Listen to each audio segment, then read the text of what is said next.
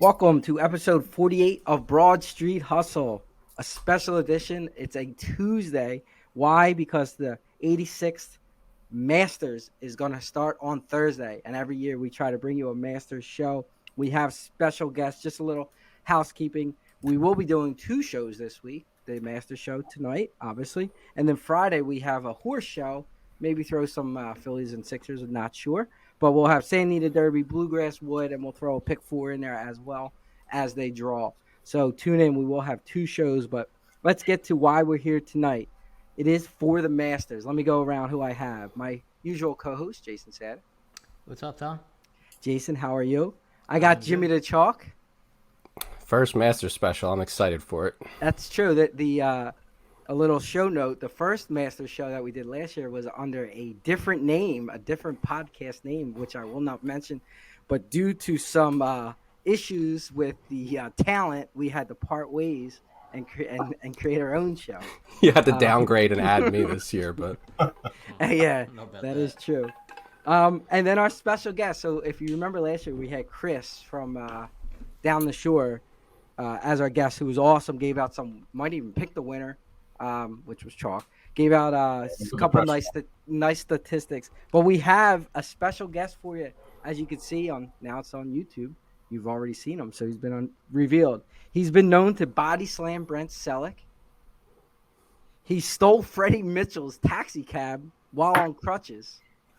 And he drank Riley Cooper under the table the night of the infamous concert. And I'll leave it at that. He is Kevin Krieger. Kevin? Evening, fellas. Evening, fellas. Glad to be part of the pod. Glad to have you. So let's jump right into it. We're going to talk some Masters, but we always, whenever we have a new special guest, we like to just get to know him a little bit. Kevin is an excellent golfer who has played many courses throughout the country. Kevin, you want to just go through one or two or three of some of the nicest or maybe most famous courses that you've played?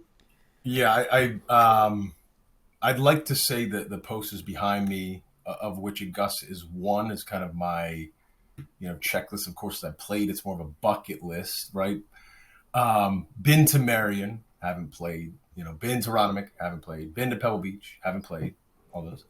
But I'd have to say for any rec golfer out there, I didn't grow up in the country club life, but Bandon Dunes, 5 world-class courses, best links this side of the pond, Pacific Dunes, Bandon Dunes, Sheep Ranch, Bandon Trails, off the Oregon coast have to be at the top of that list. Just got back, Stream Song down in Florida. Again, feels like you're on Mars, but any buddy's trip, any golf aficionado, world-class golf, right? So St. Andrews one of these days behind me, I'll get there. Bethpage as well. Augusta, if I could just see the place, that would be dream come true. But.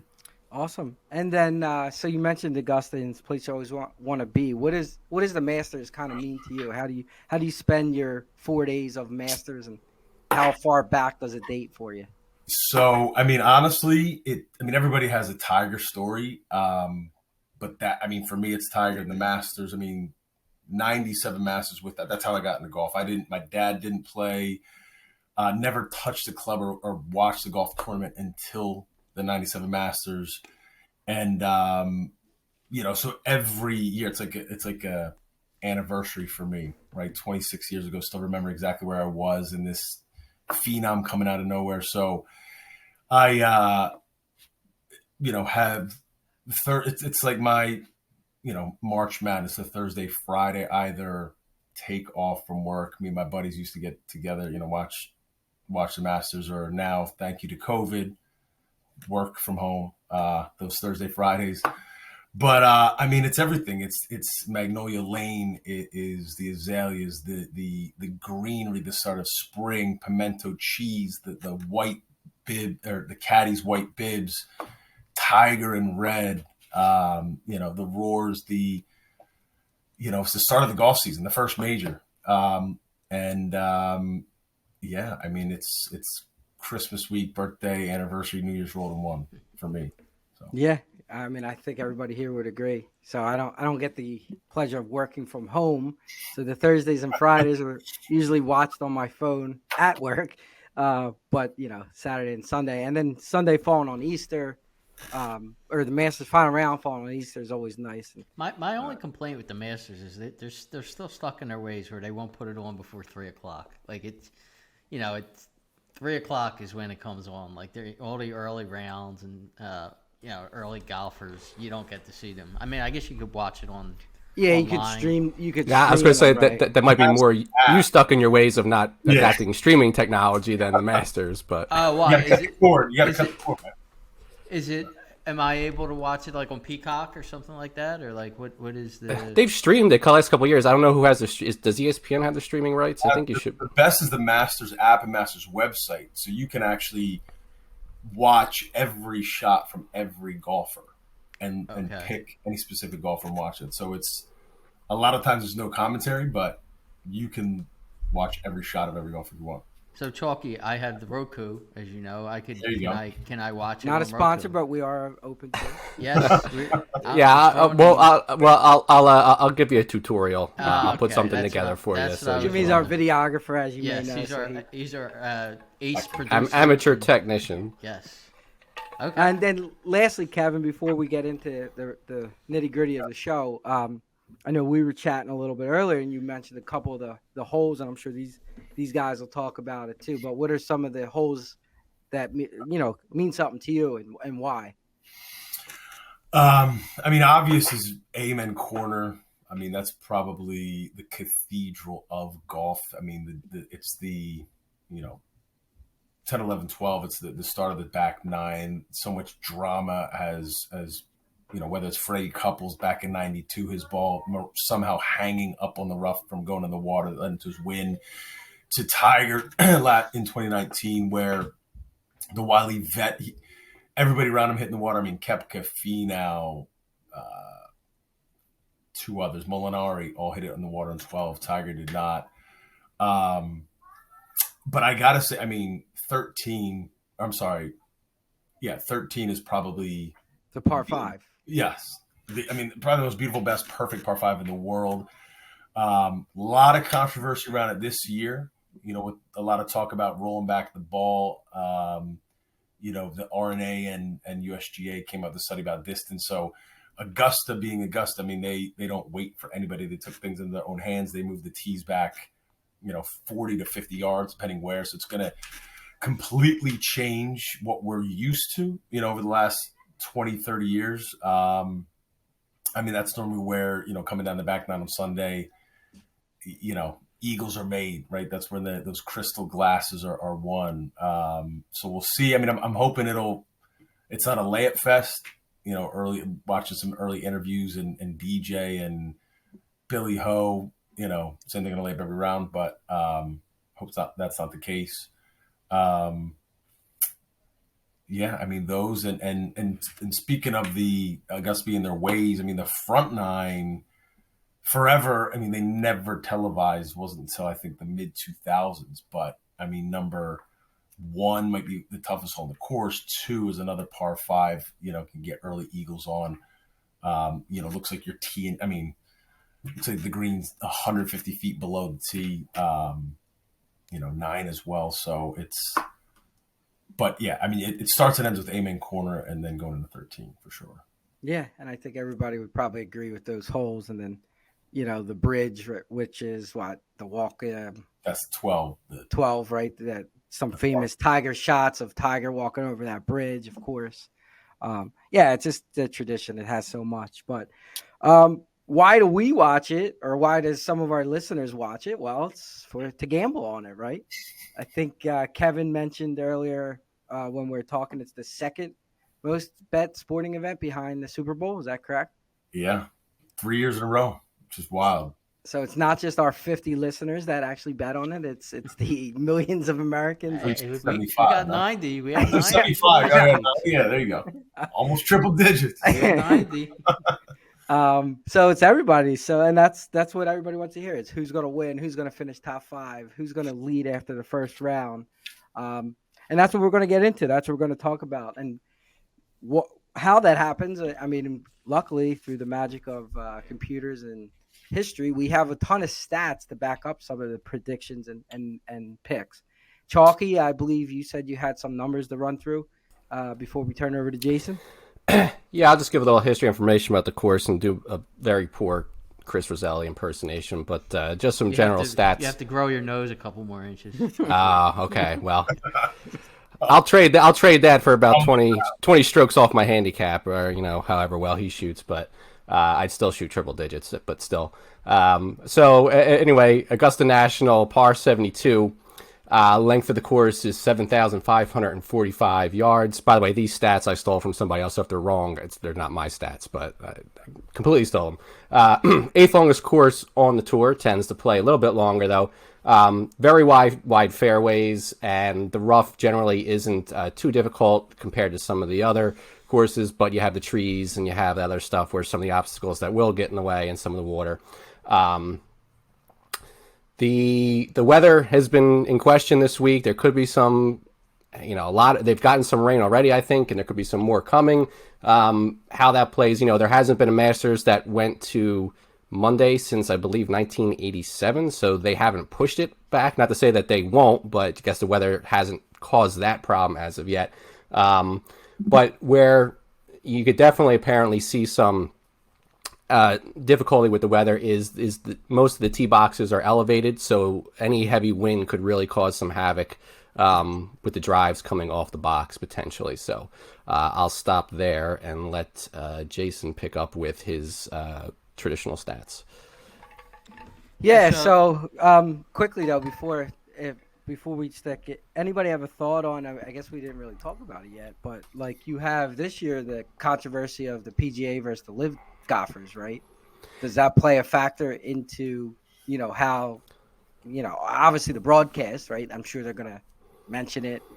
We were kind of going through the rankings or the pairings today, the round one pairings, and it doesn't look like they put any of the Live guys versus the PGA guys. I'm sure that was done intentionally, but I mean at a certain point, if depending on the rankings, the standings, they're going to have to match them up. So any thoughts around that? Jason, or Kevin, go ahead. Yeah, Kevin. I was just saying. That has to be the story so far. I almost feel like Tiger freaking Woods is playing, and he somehow feels like a sub story, which never happens.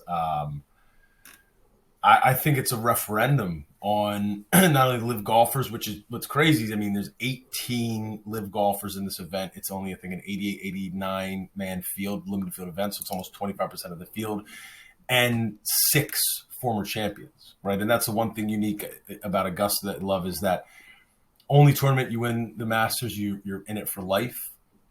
And tonight, actually, probably right now, is the Champions Dinner, probably the most exclusive dinner every single year.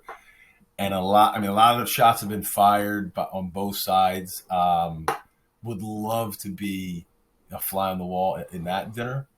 But I think if it's one, it can go one of two ways. If you have 2 live golfers making the cut, and it kind of shows that they're just playing a bunch of hit and giggles and aren't primed for major competitions. But you look at a Cam Smith or a DJ, even a Koepka, I wouldn't be shocked if they're in contention coming down on Sunday.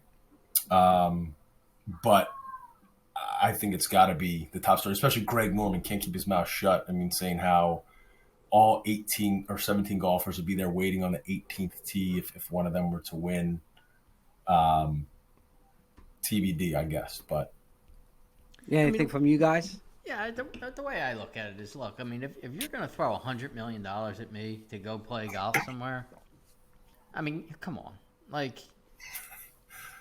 Who's not going to accept that? And you hear rumors that eventually they're going to have to merge these two entities, right? You would think at some point that they have to merge. Or else more and more guys are just going to go there. They're just going to cannibalize, the PGA. They're just going to start adding golfers, and at some point, I would think that they're going to have to get together and come up with some kind of solution to merge it. So, I don't have a problem with these guys going and playing. I mean, I myself would never say no to that type of money, that kind of money coming at me to go play golf somewhere. No, I and don't it's know. definitely you see it with the younger golfers too now. Like, I mean, some of them have come out and said they just want to make they don't even want to play golf for the rest of their life. You know, what Yeah, some of these non-purist golf guys, they want to make the money and move on. I Yeah, mean, and they and, threw and that's sick one for money. me. That's one of the biggest things coming into this. Take the political play between the two tours aside, but the actual course play. So these guys that are on Live, they're playing competitive golf a lot less frequently than they would be on the tour, and it's a different kind of competitive golf, right? And I want to say it was it Cam Smith earlier this week talked about like he took a couple months off and spent time with his family, and it's like that's all great and wonderful, but that's what getting that check ahead of time kind of does to you. So, look, I'm terrible golfer, but I played my best worst golf when I was playing the most frequently. So these guys are professionals, but can you really take 2 months off without maybe even practicing that much and be at the peak of your sport, considering the talent that's out there? So that's a big question, I think, with some of the Live players. It's like they have bigger gaps in their practice or competitive tournaments than the guys on the PGA Tour do. And then the other thing, from a numbers perspective, for those that like to crunch them and run the models, Live doesn't publish the same kind of statistics that the PGA Tour does. So if you like to run models, I know Jason's very into that, and a lot of guys are. Sure. You got to find somebody else to give you those numbers, or you got to do them on your own. They don't publish them like the PGA Tour does. So that's in terms of from a betting perspective or analyzing the field, that's a gap that folks have to try to make up when they're trying to pick a winner, because that stuff's not as readily available for those guys anymore. I mean, I think long term it's going to come down to dollars and cents. If the PGA finds it's taken too much out of their pocket, they might look for a merger. On the other side, it's not about making money. I mean, the backers have a bottomless pit, and it's more about making. Sports. Well, we'll get to all that, but it's like they don't care if they lose money on this. That's not their goal, is to make money. PGA Tour, if they start losing money, then they're the ones that might have to push for the merger of some sort. So we'll see how the dollars and cents play out with that. But I mean, Live isn't going to be profitable the way they're set up, because where's the revenue coming from? They don't have profitable TV deals, and they're not really getting a lot of on-site, selling tickets, that kind of stuff, merchandise. PGA Tour's got all that. So, but they've got big names, and in the end, maybe that's what'll draw people to that. But it's still a work in progress for sure. I think Live is dead by 2026. Dead, completely gone. It's going to be the XFL, in my opinion. Two reasons is real quick. All these contracts they signed are only good through 2025. So Live is basically making a 5-year bet. But they also took, they're kind of pissed because they took all the villains from the PGA Tour, the Patrick Reeds, the Shambos, The Shambo, yeah. Bills. So those rivalries, like the Koepka, the Shambo rivalry was great theater. But they took all the, it's like they're like Australia, right? Which makes sense because Greg Norman is the captain, taking all the hooligans and villains, right? But also guys that are either injured or their careers were over. I mean, you go, Koepka basically wanted to cash in $100 million, paycheck, because for a year and a half, he missed 3 cuts out of 4 2 years ago. DeChambeau, same thing. He roided out of his mind, and he won the one major U.S. Open, but body broke. Then after that, you look at guys like Phil, Lee Westwood, Sergio, Ian Poulter, 45 plus years, all over their hill. There's 3 guys, in my opinion, that were at, ascending or at the peak. It's DJ, Cam Smith, and Joaquin Neiman. Those are only 3 that matter. I don't, if anything, I'm a purist more, so I think Live is kind of good for the media coverage and kind of the rivalry.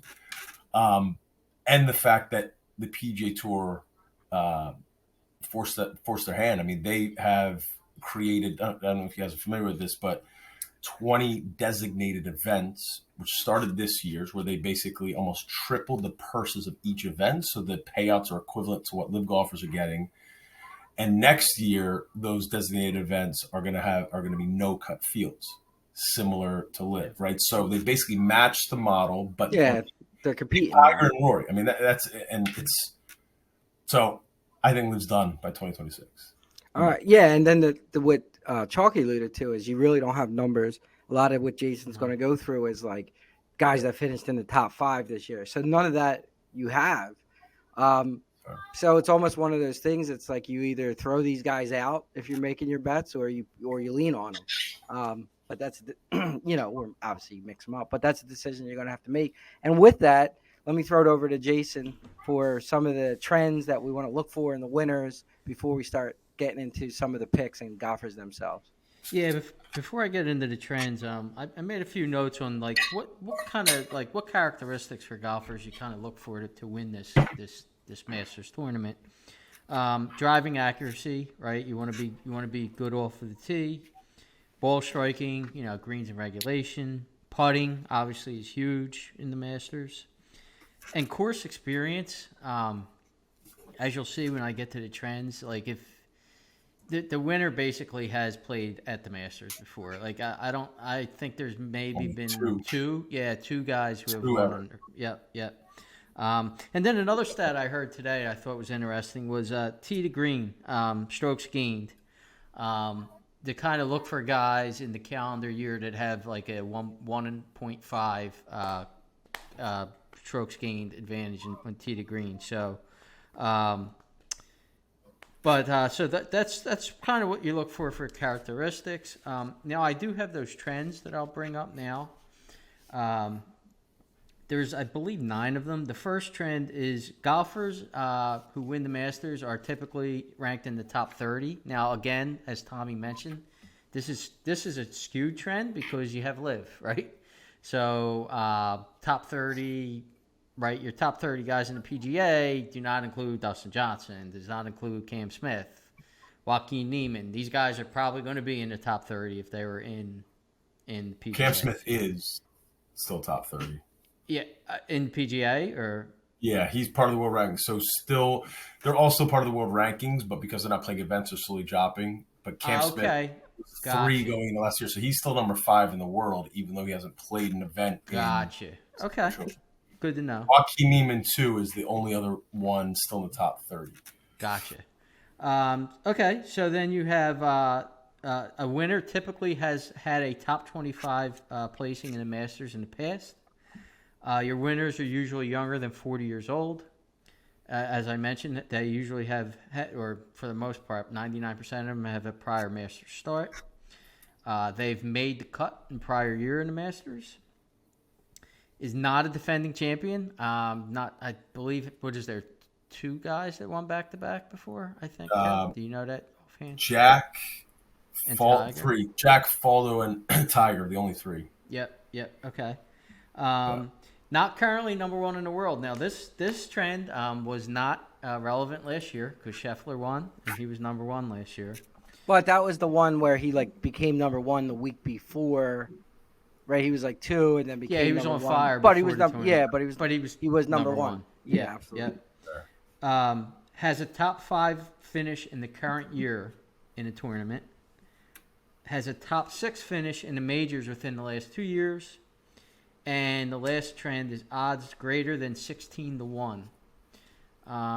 Now, in saying that, the trend there's 5 golfers that kind of qualify and hit and tick off all of those trends. They are Justin Thomas, Hideki Matsuyama, Shane Lowry, Victor Hovland, and Will Zalatoris. So those 4 golfers all have the check mark next to every one of those trends. Was not expecting Lowry. Shane Lowry, yeah. And he will be relevant when I give my pick soon. Best accent in sports. Yeah, he was one that I had was looking at as well. Yeah. All right, so let's get into it. I mean, how do you guys want to do it? You want to go through?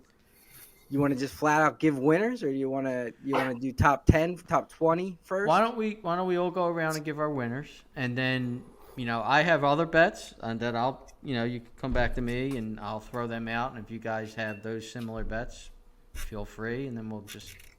Yeah, and then I have a bet from one of the guys, Dave, who was on the show prior, and I know Jason had a few. I have a bet as well. Yeah, but I have bets from a good golf handicapper friend of mine also. And then also, then we could just get into some of the golfers that you say, and if somebody says something that you don't like, feel free to give a stat that is against it or for it. And a quick note, and I know Jason always mentioned this, and I think Kevin has another good tip, but when we go through the picks and the odds, we always quote DraftKings because we kind of pick a book that's going to be the same, so we know for conversation purposes. But different books are going to have different numbers. So if there's a guy you like and you live in the state of New Jersey or Pennsylvania, not in the state of Delaware, and you have the option to play multiple books and have sports books, shop around. A little bit. You'll be surprised too. It's not even like plus 1,000 versus plus 1,100. Sometimes it's a pretty big disparity based on the liabilities they have. They may change the weights of these guys of their bets. So definitely shop around. And then we are going to get into like the top 20 or top 10. And I know Kevin had something on that before we start from the book. I mean, most books, DraftKings, FanDuel, the big ones for top 5, 10, 20 bets, if there are ties, T10s, T20s, they split the payout based on how many tie. BetMGM is the only one that pays in full for all your top 5, 10, 20 bets, even if 6 guys tie for that. So I always, winners shop around. For me, it's a no-brainer. MGM, you go for your top 5, 10, 20s. The only thing I will say with that is, and I don't know, maybe you do you see all right, you're betting Lowry top 5. Is he plus 500 at DraftKings, but MGM has him at plus 400 because they're guaranteed to give you the 4-1, where if he's not, they're giving you the actual odds, the other books, but if it's T, then they're going to drop him. I don't know that. It's a good point. I mean, I shop around for them too, but to be honest, I've seen it both ways. I mean, I've seen MGM even have longer odds for some guys. I don't think it's across the board. Okay. Same thing with winners. It's the same. Shopping around, I mean, I think they're a little tighter with the top 5, 10, 20s, but just knowing that you're going to get full payout and the chances of tie, top 4 is like tie for 4 is pretty high. I mean, you see it rarely a solo 5. Yeah, like a solo 2, but So definitely okay. So just that I have the books up. I'm just bouncing around here. I actually can't find top 10 on DraftKings right now. I must be missing something. It's going from winner to 20 to 30. But comparing MGM to FanDuel, just on top 10, the MGM is going longer odds. So looking at the top choices, like McIlroy is minus 135 top 10 on FanDuel, minus 145 on MGM. Same thing with Scheffler, same thing with Rahm, same thing with Spieth. So whether it's intentional or not, you're getting shorter prices just looking at the top, those 5 or 6 lowest choices on MGM, but you do have the guarantee of you're going to get that. So something to think about. Sure, there's some mathematical formula, that you can plug in the opportunity cost. But like you said, I mean, you the guaranteed payout versus 5 guys tied for top, in the top 5, and your payout really, kind of gets crushed if something like that happens. So paying the extra juice might be worth it in that particular situation. Yeah, but if it's close, like JT is 190 versus 188. Take the 188 and the guaranteed payout. Take the guarantee, of course. All right, let's get into it. All right, and you can give out as many winners as you want. I mean, limit it to, don't give out 50, but if you want, go ahead. Chalky, looking in your direction. Anybody want to start? Let's start with Jimmy the Chalk because he is. I have 78, so we can get started. So I have six on the winners that I'm going to do, and listening. There you go. And no, just for show purposes, there is a new sports book that is available in Pennsylvania. It's called Tommy Nanny's Sportsbook.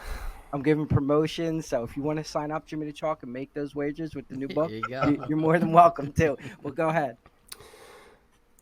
So I think to what Jason was saying about the number one world. I mean, people are very high on Scheffler and McIlroy. I'm not going to take any of them or Rahm. If your model says that Scheffler should win 15% of the time, 6 or 7 to 1 is great value, but I don't. I'm not going to go with the chalk here on this. So, starting from the lowest odds, working its way up, and I'll say which book because some of these are different. So FanDuel, Spieth at 18 to 1, He's had a couple top 5 finishes this year. I think he really should have 2, maybe 3 green jackets at this point. That's always the variable. Will he fall apart? But 18-1 on FanDuel. I'm sorry, on DraftKings. How hard is it to just give DraftKings odds? We say in every show, we use DraftKings as the basis. Can't you just give DraftKings? Shop around. Shop around. Yeah, These are they're mostly DraftKings, but one of my guys, there's a big difference. So we'll just say that. So DraftKings Spieth 18-1, JT 22-1, DraftKings. The big difference is Homa. DraftKings has him at 28, FanDuel 34. So I'll take the 34 on FanDuel. Cam Young 35-1, and Burns at 45-1. Those are both DraftKings odds. And then if you're looking at top 10, some people are saying Finau could finally break through. He's playing different this year. I would bet him to finish top 10. Since I can't find it on DraftKings, FanDuel has plus 185 on that. And same thing with Hovland. Hovland is plus 280 to finish top 10. I don't know that either of those win, but they can definitely go top 10. So those are my 2 non-winning bets. If the tournament stopped on a Saturday, Finau would have a shot. And if the same for Hovland as well. If they stopped on Saturday and he wasn't on the leaderboard on Sunday, he would have a shot. Because I've lost a lot of money on that Victor Hovland. That's all I got to say. All right. Jason, you want to give out some picks? Yeah, I'll give you 7 winners. I'll rank them for, I'm not going to give you the odds. Can we just say for the record that he has more winners than me if you're going to bust my chops about, Listen, okay, but go like ahead. Said, no, hey. I throw a couple bucks here and there on guys that I like to win. I mean, it's and look, to do it in. Have fun with it. That's the thing. The average winner, I think, over the last 10 years, the odds are 26-1, but you've had a couple 7, 8-1s, and you've had 40 and 50-1s. So if you like 40 and 50-1s, you can play 5 of them. Danny Willett was more than that. He might have been 90. He might have been 99-1.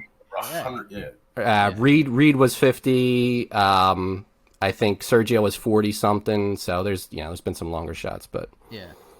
All right, so my top pick to win is going to be Cam Smith. I mean, this guy he likes Augusta. He's old. He's top. I mean, I have the sheet here. I'd have to find them, but he's finished 3rd, 10th, 2nd in the last 3 Masters. He finished 5th a couple of Masters before that. He's all over the scores. So he's my top pick. Another guy I really like a lot is Hideki Matsuyama. He's another guy that likes the Masters. He won it 2 years ago. He's always in the top 10. I'm going to agree with Chalky on Justin Thomas. I think like I said, he and Matsuyama in these trends ticked off every one of them. So JT is also played well at Augusta, so he will definitely be in the mix. A longer shot is Sungjae Im. He's another guy that really likes he likes Augusta. He's great value. I think I got him at 45-1.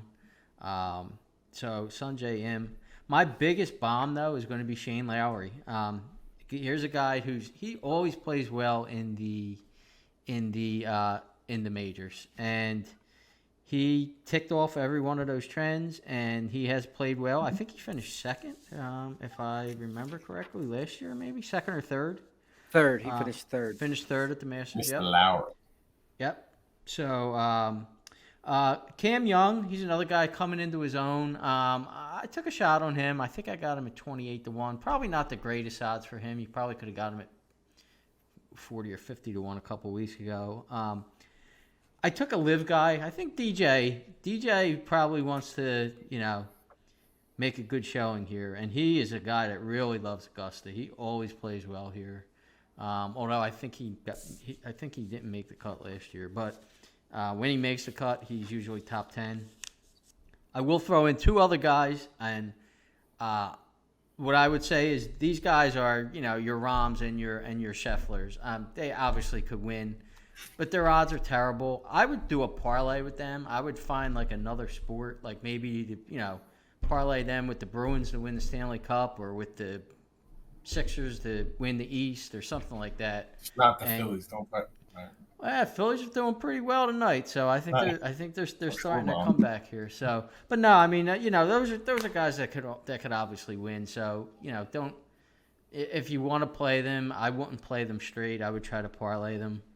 I have top 10s, top 20s in first round, but we'll go around the horn, let Kevin go next, and maybe come back to me afterwards. I like those. You took a couple, still a couple of mine. Sung J M, I think definitely falling under the radar. But I mean, I had 4. I added 2 more in hearing you guys. Might be some repeat bets. So one thing with DraftKings, if you're looking at, I mean, depending how much you're laying down, I mean, typically for winners, I'm not putting, but whatever your credit is, but they have a plus 300 odds boost that you can put on any golfer to win, That's great. which I will be adding to Rory to complete the Grand Slam. He's plus 750. That'll bring him up to plus 1050, 10 to 1. I mean, talk about a guy that likes Augusta. Going back the last 6 years, I don't have all, but he had a solo second last year with that phenomenal finish, holding out on 18 with Morikawa going crazy. He has 2 other top 5s in the last 4, T7, T10, and a top 21. I think 1 miscut, an off week. I think Jimmy the Chalk, you mentioned 8th longest course, 7,600. I think it might even be longer than that with some of the tees they've extended. So driving distance, but also tee to green shots gained, I think is going to be massively critical this week, especially if it's wet. It's going to make the course even longer. You're not going to get the rollout like you see. So Rory is by far, it's mind-boggling how much longer he is than some of the other big hitters. I mean, he's leading the PGA in driving distance just under 327 at a clip. Number 2, Cam Young, is 316. So he's 11 yards longer than number 2. Other guys, Rahm averages 314, Scheffler 309, JT 306, Homa 302, Finau 302, average PGA Tour 300. So he's bombing at almost 30 yards past the average golfer. It's his 9th attempt at the Grand Slam. It gives me pause. And again, talking about exclusive clubs, there's only 5 guys that have ever completed the Grand Slam: Gene Sarazen, Ben Hogan, Gary Player, Jack, and Tiger. But I think he's got a legit shot at closing it out. And again, he's a champion for the PGA Tour. I think from a storyline, I mean, other than obviously Tiger, wouldn't be a bigger story than Roy won. So off of that there, one of the trend, and the next 1, 2, 3, 4, 5 picks all follow a trend that I've noticed with the Masters, which is, so going back to 97, 15 of 26 Masters winners, they were first-time major winners, meaning they've had experience at Augusta, but more than 58% clip were first-time Masters, but first-time major winners. If you back out Tiger, who had 5 majors over that period, it is 14 out of 21. So at a 67% clip, first-time Masters, first-time major. More recently, since 2011, I was blown away at this stat. 9 out of the last 12 Masters winners, 75%, were first-time Masters, first-time major winners. I mean, that blew my mind. So, the best without a major right now, in my opinion, top 8 are Xander, Homa, Cantlay, Finau, Burns, Hatton, Hovland, and Fowler. Fowler's obviously not playing, but I think Big Tone, Finau has had success here. Near the top in driving stats, coming in good form. I got him at plus 2,000. Xander, he's got an Olympic gold medal. I mean, could have won this twice. He battled out Hideki, who just went, parabolic a couple of years ago.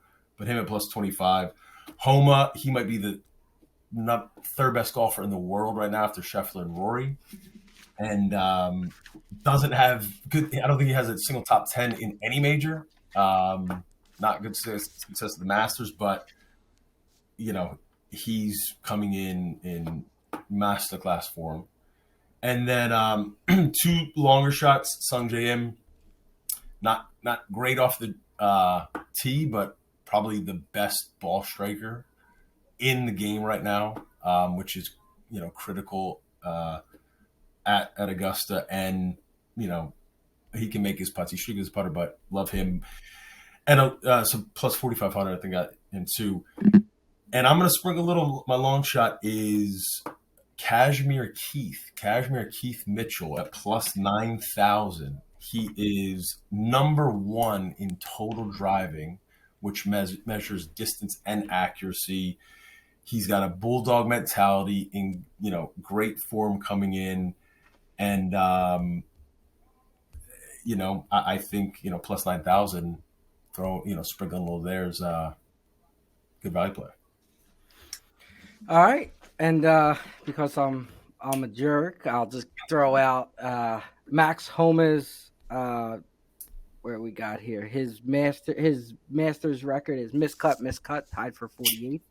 Hatton, another guy you threw out. He's let's see, miscut. Now, where's he at? He's another terrible Masters player somewhere on this list that I can't find right now. But he's another terrible Masters player. Miscut, 56-44 miscut. Yeah, he got 18th in 2021. But typically hasn't been good. Finau already tore apart. It's just that's what I do. And with that, I'll give my 3 picks. So I have one obvious pick and then two long shots. So I actually think Rory has the best chance to win this tournament. Odds wise, terrible, obviously, but for the same reasons Kevin said, and specifically if it's wet and he's able to go right after the pins and that ball's going to stick. I think with those long drives, he's going to be set up for his approach shot, and boom, if it's soft and the ball's sticking to the green, he's just going to be unstoppable.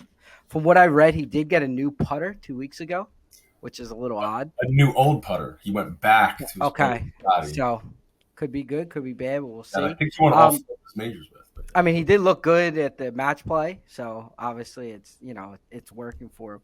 But again, 7-1, those odds just aren't great. With the odds boost, like Kevin said, that makes it a little more attractive. But I mean, if you ask me who's going to win, that's the guy I'm going to tell you who's going to win.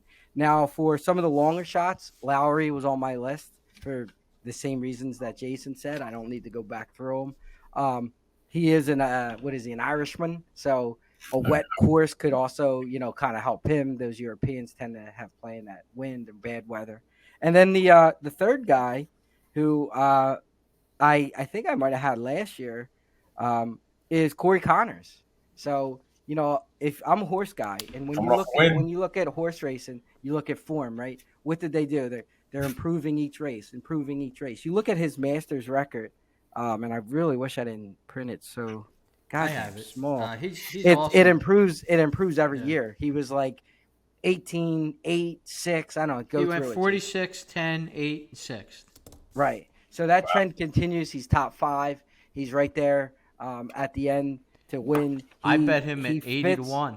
I bet him at 81 a couple weeks ago. You're not getting 80-1. Well, he just won last week.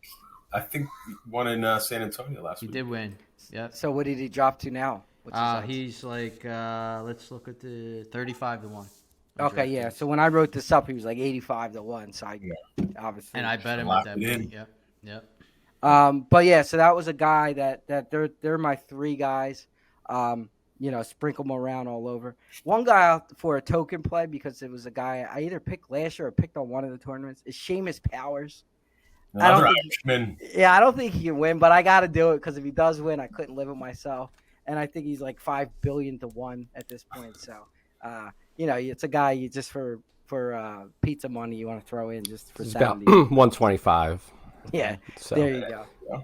So there's my 3 guys. I do have some picks from Dave, and I'll just throw them out, and I'll save the best one for last. Me and Kevin were talking about this one earlier. So he has Scotty Scheffler. Nothing crazy there. Colin Morikawa, who I know Jason we were speaking earlier, he was fading. Any particular reason why Morikawa was a guy you weren't interested in? Yeah, I mean, he obviously could win, but I just didn't like, at the odds that you're going to get him at, which I don't have it written down here, but I just thought you weren't getting great odds on him. 28 it's on similar to why DraftKings. I didn't bring up Connors now, because I'm not betting Corey Connors at 35-1. Yeah, I would bet him at 80-1. So, but yeah. Max Homa was one of his guys, so following the I Kevin. think that's Chalk. 3 of us on home. Yeah. He's carrying a lot of weight. I don't know. He doesn't know it yet, but he's got a lot of weight on his Before I back. forget, Corey Connors is 50-1 right now on DraftKings. So He must have went up. He was if 35. you like 50 better than 35, you can jump in now. And we got one of the common live pairing guys. Si Woo Kim was one of his picks. For whatever reason, if you look at the live guys, a lot of them are paired with the Asian players for some reason. When me and Kevin were going through it, thought that was a little funny. And then the guy that I don't know what his odds are now, and I'm not even sure if it's pronounced this way, but I'm going to say it this way. It's Tom Hoagie. It is Hoagie. Oh yeah. So Yeah. I don't. I mean, what's Chalky? What's his odds? I'm doing a lot of scrolling. I haven't seen him yet. Well, he is. I mean, I will say he's around 100-1 if I remember right. I'm in the thousands. Let me do a control F and try to find him. I would look 100, 125-1, something like that. So I will say he had in his rankings. He did a driving accuracy, 100-1, a shots gained ranking, scoring. I don't know, all kind. So he has him as the number, like the net total, as the highest guy on his chart. I mean, so there's a method to the madness there. So who he's fighting with first 2 rounds? Phil. They got him. Had a good round. Help hurt him, but yeah. But that's a guy. Those type of players, even the Lowrys and top 10, they're great top 10 guys, top 20 guys because I mean, they're obviously great if they win, but more realistic for the board, and they still pay pretty well. So that's the Dave's picks for everybody. I think Jason had a couple picks from. Yeah, my buddy Boyce is a really good golf handicapper. He has Max Homa. He has Cameron Young. He likes Neiman. I was looking at Neiman. I probably am going to throw him in as a top 10 or top 20 guy. He likes Justin Rose. He thinks Rose is he's on form and there's some value on Rose. So he also likes Jason Day. He's another guy that's on. He's back in form. He's had health issues. Didn't he have to quit a couple because of? He said he had keep vertigo. an eye on his back. He's also been. I mean, he's had a 5 finish in the Masters, but other than that, he's been just dreadful. Yeah. Yeah. 5, 6 years. If he knew he was going to play all 4 rounds, then maybe you think about it. But I think that's the wild card. You got to price into it. Yeah, he's a did not play, and then miscut. And then he said throw in Patrick Reed as a villain to come back and win from Liv, and then he plays well at the Masters. Yep, and then he had Seamus Powers top 10. Oh, there you go. Yeah. So that's good. That's good. He's a top 10 name for sure. I have some top 10s and top 20s and first rounds. Real quick though, how that is mind-boggling. It feels like sacrilegious. Nobody took the big cat in anything. No Tiger picks. Yeah, I mean it's a story, but come on, realistically. Yeah, it's 2019. But no, I just thought that interesting nugget. But yeah, and Kevin, I think you said the last time the Masters finished on Easter was 2019, which was Tiger's win. Yeah. God's on his side. I mean, the thing with Tiger, obviously, even if you did like him, like he was 16-1 the year. Like that was probably the biggest ripoff. Like 16-1, he should have been 60-1 that year. Now he's 80-1. So, but that was way underpriced because everybody loves Tiger. But I actually, a funny story is I gave Boyce 30-1. I was like, Tiger's not winning. I'll give you 30-1. And who won? Yeah. I mean, it's a long way. That was a $300 mistake. Early, in the 2000, 2002, it used to be every major. It was Tiger versus the field, even odds, which is mind-boggling. But if you go back and look at like his major finishes in like the late '90s and early 2000s, it's insanity. Yeah, you probably never. What is his miscut odds? Usually they'll put out like Tiger. I was looking at those. Yeah. He's plus money. Made cut. Yeah, he made last year. Yeah, I mean, he's plus money to miss the cut. I think the value is, I don't know. I mean, you can't lay. I think it's like minus 180 something to miss the cut or to make the cut. I'm sorry. I don't know that you can lay it there, but I mean, if it was 50-50, I'd say you definitely play the make the cut. But maybe there's value on miss depending on if you think he's like 40% chance to miss. But he's a heavy favorite to make the cut on the betting line. I might go bet a miss cut bet on every single live golfer just out of spite, but Yeah, I said maybe fade those guys That's without the competitive golf. Maybe fade them. But yeah, let's start wrapping this up with some top 10, top 20s, first round. I'll throw out. I only have my first round or top 10, top 20. I gave the picks. Play them how you want. I'll give you two guys for the lead the first round, and then I'll pass it over. So I had Connors as one of the guys to lead after the round one. I feel like I might have made that bet last year and it didn't work out. And then my other guy I had was Im to be the first round leader. They were the two guys that I kind of pinpointed. Jason, I know you got a whole bunch. Did you want to run through some? Yeah, I'll start with the first round. Cam Smith, the obvious guys, right, that I gave to win, Cam Smith, Matsuyama, because if they lead in the first round and don't win, I'm going to be pissed off, so I obviously bet them. Im, Lowry. I took a shot with Power to lead after the first round. And then along the lines of Tommy said with Finau, a guy that always gets out to a big start but then kind of chokes at the end. Finau. Here's a live golfer who always plays well at the Masters. He's like 110 to 1 to lead after the first round. Kevin Na. And Kevin Na, if you look at his Masters stats, the last 3 years he finished 14th, 12th, and 13th. He plays well at a golf course. So 110 to 1, throw a couple bucks on that. And then Zalatoris, he's not putting well, but he plays well at the Masters too. But he's another guy that chokes in the end. So, and then Connors, like Tommy said. Those are my first rounds. I have top 10s and top 20s, but if you guys have first round, go right ahead. Anybody else have first round? I mean, first round Rory. I mean, you're getting double the value plus 1,600. I mean, notoriously starts off hot. Another guy that fades on the weekend. The only thing I will say is, and I could be wrong, wasn't the weather Thursday's weather? I think was actually good, right? And then it kind of Thursday's decent, and then the rest of the days is not. where it starts to drop. Yeah, so I think Rory has probably the highest ceiling of any golfer, right? So if he's on or not, I mean. But you're right. I mean, his advantage comes at the end, but I still like that value. Yeah. No, I didn't mean it directly towards Rory. Oh, but yeah. Throw in general, that's something to think about when you're looking at first round only. Yeah. I don't know. Nobody else jumps off me first round.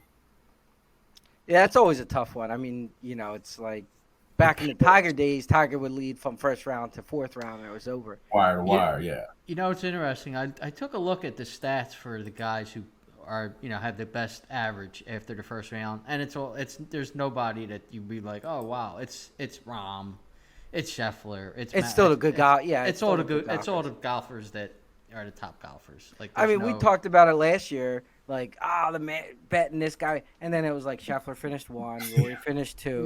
Yeah, and it's like it's like anything else. The cream reasons, whatever. Right. Tommy Fleetwood, that's one other guy I do like. Another Euro, never won a major. I mean, he's plus 5,000. He's another one I lost thousands of dollars on in my lifetime. He's a first round guy. He's a guy that'll start out and then he'll go hot as hell as his putter. He belongs on the Phillies team with his long locks that he has, like almost every player the Phillies have. Chalky, any thoughts on first round? No.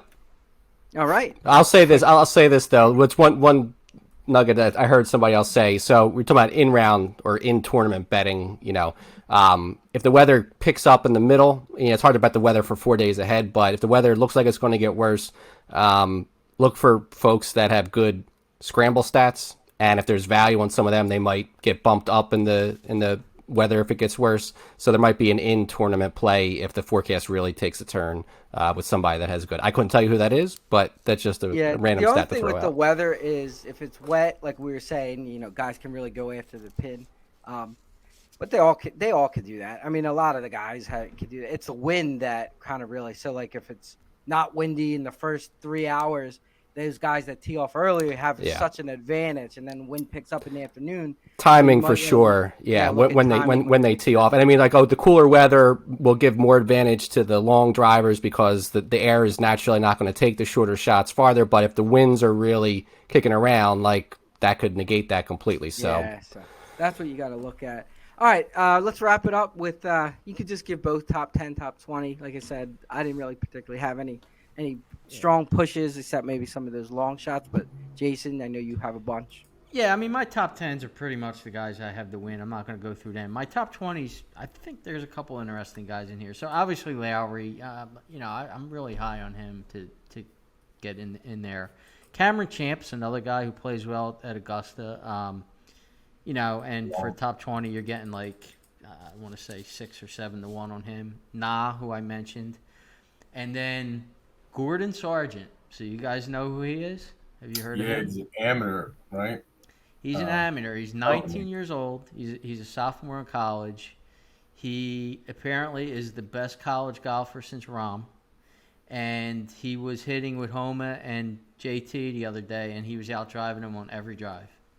And they were like, "Who is this guy?" Like, so, if it comes to where you're just bombing away and pin hunting, maybe this guy I wonder what he finishes is top 20. to make the cut. I couldn't find him to make the cut, but for top 20, I got plus 650 on him. what's I'm like, hey, what was his last name, Jason? Sargent. I would feel like I would have remembered that name. Like, some of the guys, like the guys that are 60 something that won the tournament 30 years ago, they don't even give those odds because they know they have no chance to make the cut. So I don't see him on here. I couldn't find him anywhere. I checked every app and I couldn't find him because I wanted to bet him. I wonder if him being an amateur has something to do with I the think it wagering. does. Yeah, maybe, I don't know. Because a lot of them, they'll separate make and miss as separate bets. So I'm going through make now, but I haven't seen him yet. But it's a name to remember. So Gordon Sargent to make the cut minus 160. oh wow. Yeah, So the I'm kid's guessing for he's real. the heavy favorite as top amateur. Or no, Oh, yeah, they don't have that's- that. As the Cabin. Masters have that too. Yeah, they for either Butler Cabin, yeah, top amateur. Yeah, they have that. Top 20, top 10, top 20. Anything interesting from you, Chalky? I mean, I don't follow the rules, so I gave my top 10s already, but I'll just repeat them. I said Hovland and Finau. I did find out where DraftKings has the top 10. They have it listed under tournament winner, which makes no sense because it's not tournament winner, it's top 10. But those odds were the same as FanDuel that I gave. But I did, while we were talking, put together a miss the cut live parlay. DraftKings does not allow this. FanDuel does. So if you want to go Mickelson, DeChambeau, and Koepka all to miss the cut, that is plus 1133. So. Well, I will be. I'm playing around with those. And then Kevin finishes off top 10, top 20. Yeah, I'm going to go a little off the reservoir. I do love me some nationality props, right? So you can go two that jumped out at me. The one I don't know, but this is DK, DraftKings. So top English, there's only 5 in the field. Fitzpatrick, Hatton, Rose, Fleetwood, Willett. I love my boy Tommy Boy Fleetwood, plus 300 to be the top Brit amongst those 5. And then going to down under, Australia, J-Day, Cam Smith, Minwoo Lee, Adam Scott, Harrison Crow, Cam Smith plus 200. Day is actually the favorite, plus 150 in that field. So I love Cam Smith plus 200 as the top Aussie. So, All right. Yeah, very interesting. Anything else to add from the group before we sign off here? No. I'll probably sprinkle some on Tiger just out of my religion. and that's how the sportsbook stay in business. Yeah. Probably take my money. It's my donation. Well, thanks, Kevin, to as a special guest. We do have more golf shows, and you're more than welcome. I mean, we talk sports all day, so we have you're more than welcome to join. Remember, this is episode 48, Broad Street Hustle, coming on a Tuesday for the Masters. We will be back Friday. You can catch us on Twitter at Broad Street Hustle. Watch us on YouTube. You will already have known, but it's always interesting to see the pitcher Jimmy the Chalk chooses for himself. Last week was Steve Sachs, which he alluded to. Maybe we'll have a little bit of a golf theme this week. So that's it. Signing off. Thank you very much. Have a great night and enjoy the Masters. Peace.